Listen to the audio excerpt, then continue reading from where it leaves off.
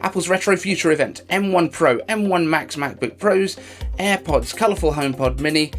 Let's get into it. I know I didn't realise until the second time that I watched, but Apple's event referenced so much from the history of the company. So as we talk through the event and all the cool stuff that we saw, I'm bringing some of that interesting stuff about their past too. I'm iCave Dave and I simplify Apple so that everything just works for you. And if you want the latest Apple leaks, news and rumours every weekday at 12 UTC, like this video, subscribe to the channel and ring my bell. Ring my bell. The event yesterday opened on a double garage door opening, which looked suspiciously like the garage where Steve Jobs and Steve Wozniack hand-built the first boards for the Apple I computers. Although it was on the wrong side of the house, but it was very much in the style of it. And it opens too on someone with a very 70s look recording the sounds of Apple devices from across the years, starting with that classic iMac G3 and then iPod click wheels, the snap of an AirPod case. We see that this garage is absolutely packed with the history of the Mac through the past 45 years, and the 70s look of the musician is played off against the futurism of that Pro Display XDR. I mean, this is basically the ultimate in garage band. Now, I want to run you through a couple of things you might have missed too about the music stuff that was going on. Apple Music's voice plan, probably the strangest announcement, but here's the key. It's a clear signal that Apple needs people to become comfortable with voice interfaces. Having a lower cost plan like this gives Apple a way of getting more voice samples to help train Siri, which will also help with the voice accuracy going forwards for everyone else using Siri.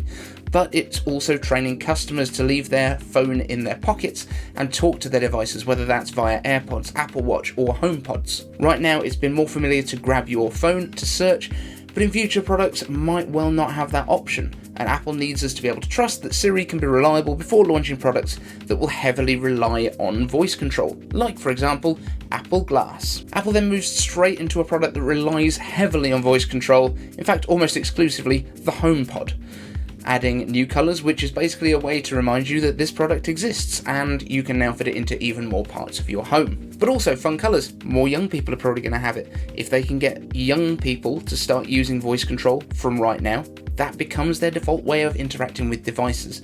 This is all a big circle. Then AirPods, something else that lets you use your voice control with your devices, allowing you to leave your iPhone in your pocket. Tim Cook said recently that he wanted Apple products to be more about life and being creative than scrolling through social media, and it's like this voice focus is here to help save us from the scroll. Here we got yet another little retro future reference with an updated version of that classic iPod dancing ad using the new AirPods as the star of the show. And what did we get from these new AirPods? Well, for $20 more than the previous generation, we get a wireless charging case, which previously cost $40 to upgrade to.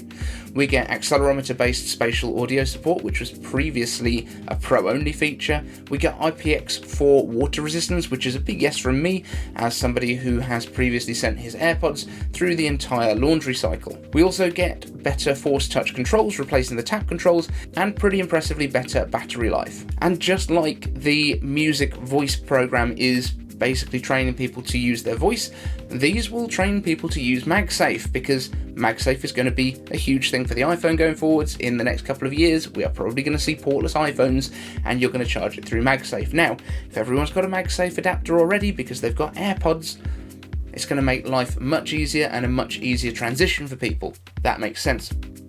I would also point out we don't know what the connector is on the bottom of the AirPods. I'm assuming you can still wired charge them. They didn't mention this, but would it be Lightning or USB-C? I'm going to put my money on Lightning. So I think it's a pretty great upgrade, and I can't wait to hear them, as that's the one thing that I've actually ordered from the event. And speaking of creativity and spatial audio, let's call that a segue, getting onto the main attraction, the new MacBook Pros and Pro software updates. I said we'd get them, and we did, even if they didn't make their way to the iPads just yet. We did get the spatial audio creation tools that I hoped for in Logic, and who knows what they changed under the hood. Maybe some of that groundwork has been done for the big apps to come to the iPad 2 down the line. But yeah, MacBook Pros. Basically, all the rumours that we've talked about were right. Thanks for watching! Okay, let's just run it down quickly. The touch bar is gone, the ports are back, the display is mini LED, and it has that last minute rumoured notch. And I've been using it for the last couple of weeks, and here are my thoughts.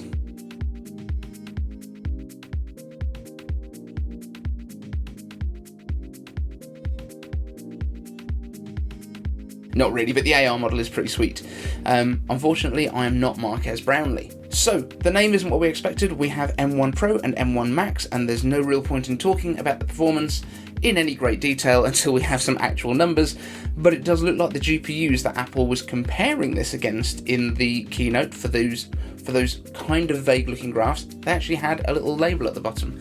It was an RTX 3050 Ti for the 16 core, and the 32 core that gets 90% of the performance at 100 watts less was going up against the 3080. So these are going to be no slouch in terms of performance. Oh yeah, and we get 120Hz variable refresh rate ProMotion too. Now, there's some difficulty in knowing what the real performance to price ratio is here as well, because although we were talking about the M1 Pro and M1 Max both being 10-core chips throughout the presentation, the entry-level MacBook Pros use a binned 8-core version. We don't know what the performance hit is going to bring on that. There are also 14-core GPU versions on the Pro and a 24-core version of the GPU for the Max, so there's little point in trying to work it out or which version we should look at before we know actual performance numbers. The numbers we did get though were pretty immense. 13 times faster graphics than the machine they replace, edit 30 streams of ProRes or 8 streams of 8K ProRes. This is mind-boggling.